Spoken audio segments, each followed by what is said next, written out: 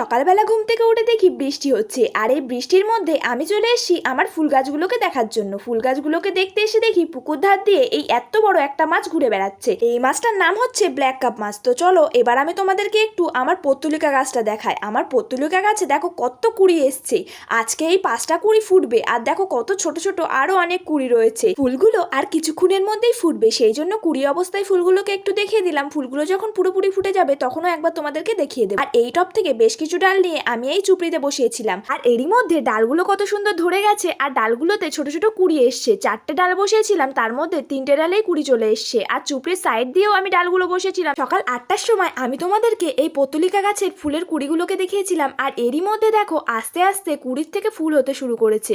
আর এখন প্রায় 9:30 বাজে, আমি চলে এসেছি তোমাদেরকে ফুলগুলো দেখানোর জন্য। পত্তলিকা গাছের ফুলের কুড়ির থেকে ফুলগুলো সম্পূর্ণ ফুটে গেছে, আর দেখতে তো ভীষণই সুন্দর লাগছে। তো এই ছিল আজকের ভিডিও। Thanks for watching.